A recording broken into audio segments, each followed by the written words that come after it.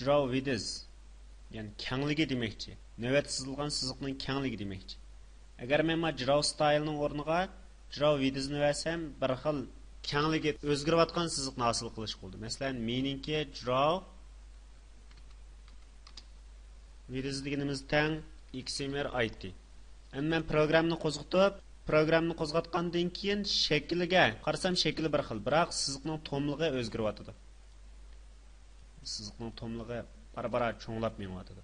Demak, bu yerdagi draw width deganimiz sızıqның tomligini ko'rsatadi. Sızıqның tomligini. Qimmatni butun son oladi, sızıqның tomligini ko'rsatadi. Odatda draw style, draw width birdan yuqori vaqtida chiqmaydi. Ya'ni shaklini topolmaymiz. Agar draw style'ni ishlatman deyotgansizlar, draw width'ning qimmatini cho'qim birga tengshab qo'yishingiz kerak. Enable ishlamaslikni belgilaydigan xoslik. Masalan, men buning bir misol ko'rsatay. Sistemaning xosligini ochgandan keyin men makonni ijro qilsam, ma ishlayapti, shundaymi? Oqsikni yo'tkay desam ishladimi? Ishlamadi. Ya'ni ma'u shu aktiv holatidan qaytmoqcha ma ishlamaydi. Mushundaq vaqtda biz enable xosligidan foydalanamiz. Biz mana shunday qilib boqayli. Mayaga men bir ramka qurdim, ko'znak form 2 ni qurdim, form 2. Endi men form 1 ning ustiga kelib, knopkadan birni program yozaman. Yani form 2 ni tatmoqchiman. Form 2 ni tatib qo'yish uchun form 2 ningki show deb qo'yaman. Endi programni qo'zg'atsam, mana bunda tatsam form 2 ichildi. Biroq men mana bunda tanlasam, ma'u oldiga o'tib ketib boramda. Endi men form 1 ningki enable'si teng false qilib qo'yaman. Programni qo'zg'atdim. Hozir ishlayapti-da. Ma ishildimi? Ishlamadi. Abiyaga o'xshida, ma'u qaytgandan keyin ishlaydigan qilish uchun ma form 2 o'chirilgandan keyin ma form 1 ishlash holatiga o'tsin degan programni yozib qo'yish uchun mana undan unload degan bir hadisi bor. Yani o'chirilish hadisi. Knopkani bosganda yuz beradigan hadisi ma'u.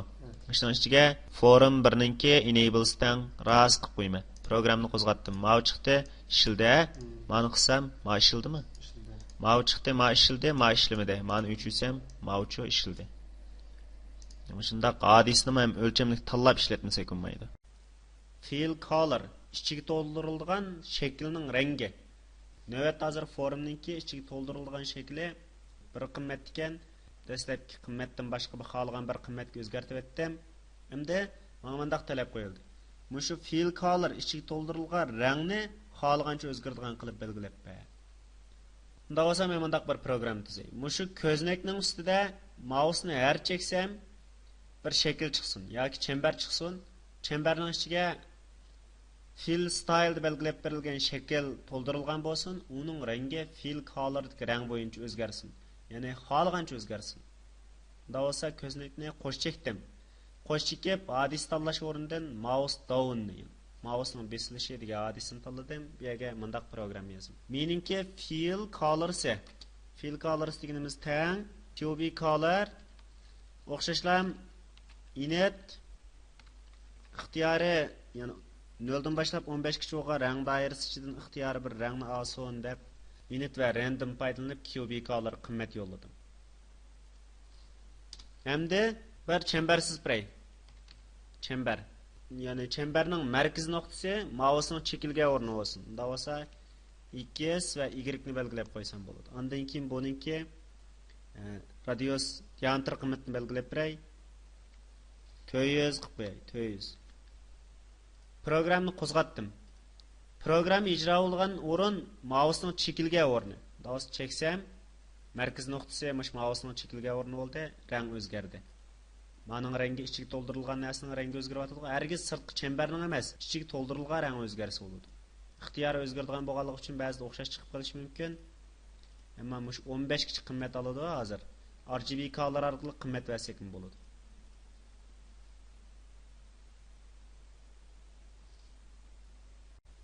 Fill colorning ichiga to'ldirilgan rang ekanligini bildik. Uning qimmati rang oladigan, unda bo'lsa fill stylechi. Ichiga to'ldirilgan shaklni o'zgartirdi. Buning qimmati 7 ga vaqcha bo'lib 8 xil qimmat oladi. 0 dan boshlab 7 gacha. Unda bo'lsa men mushuni avtomatik o'zgartirgan qilib qo'yay.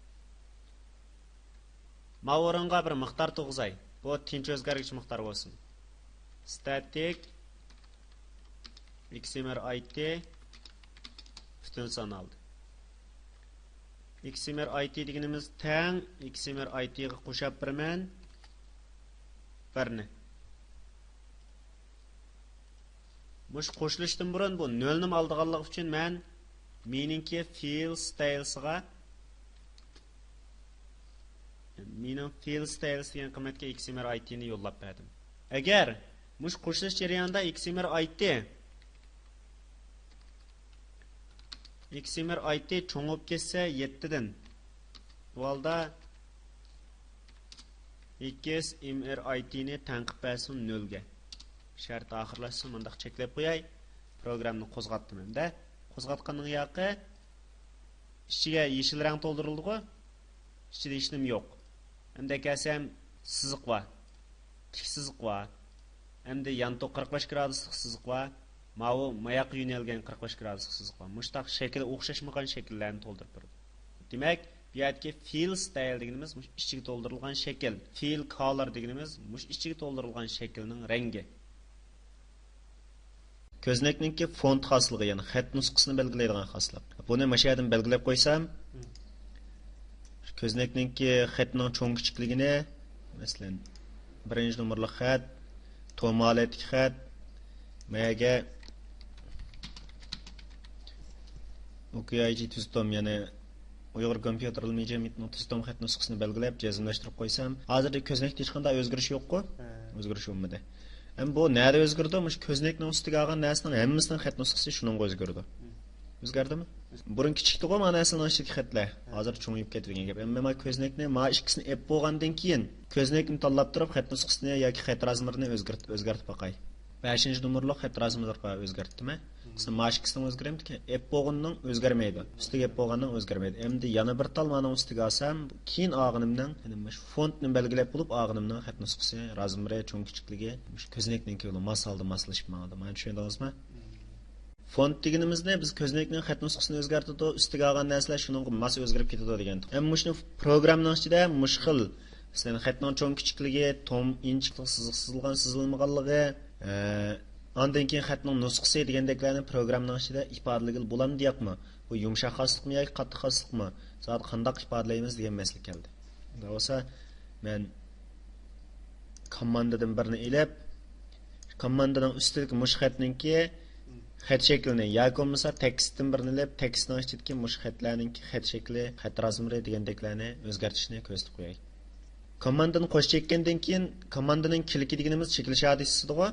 Mana bir jarayon turg'izildi, bu komandaning chekilish hadisi, mana jarayon oxirlashdi deganni ko'rsatadi. Ham biz programni cho'qim mush ikkisining orasiga yozamiz. Ya'ni jarayon boshlangan ekan cho'qim bir yerda oxirlashi kerak.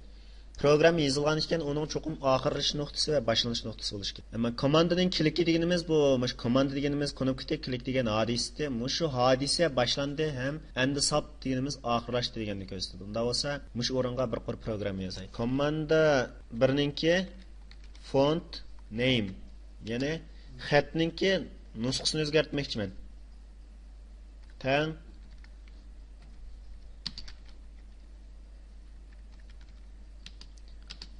shu so'ngti xat nusxasini o'zgartib qo'ydim-a. So'ngti deganimiz bir xanzocha xat nusxasiga programni qo'zg'atgandan keyin men komandaning ustidagi xat nusxasi hozir Uyg'ur kompyuterli media tuztom xat nusxasi edi. Men mana bunda bassam so'ngti, ya'ni xanzolarning so'ngti degan xat nusxasiga almashdi. Biz ishlatib kelgan Microsoft'ninki Word, Excel'dagi xatning ostiga siziq sizish, xatning razmerini cho'ngaytirish, kichikiltirish degan narsalarni yumshoq holatda mana shu programning ichki qismiga yozilgan xosliklar ekan. Unda bo'lsa, men mana shu ko'ringan tekst ramkasininki xat razmerini, cho'ng kichikligini, tom inchikligini, yanto tuzligini, ostiga siziq sizilgan, sizilmaganligini, uchirish siziqi bor yoki yo'qligini o'zgartirgan bir narsani yasab beray hozir. Shuning orqali biz mana shu font xatga munosabatli xosliklar bilan tanishib chiqaylik. Bunda komandani elvatdim. Text box'ni sal pastga serib qo'yay. Daraxt cho'ng qilib qo'yay. Qandan keyin men menga komandadan birini oldim. Komanda bir bo'ldi-ku. Buning captioniga u harfni yozib qo'ydim. yana bir dona komandani ilib, buningga ay harfini yozib qo'yib qo'ydim, ha? Odatda shu Word'dimi mushundag'i? Masalan, nima ekan-ku? Xat nusxasi kombo bo'lib ketgan mana. Mana razmermi kombo bo'lib ketgan, ma u harf, b harfi, ay harfi, u harfi degan narsalar shugo chiqarib qo'ydim endi. Mushu narsalarning programmasini men hozir yozib o'zgartirib qo'yay. Masalan, Word'da xatdan birini yozib, mana bunda qilib qo'ysam, tomalet kilki azroq o'zgardi. Da qilsam yan toalet keldi. Da qilsam ostiga bir chiziq chiqdi. Mayadan eklab xatning razmerini o'zgartsam o'zgardi, mayadan xatning nusxasini o'zgartsam-chi, yana o'zgardi. Demak, men mushu narsalarni hozir bir ishlab boqay.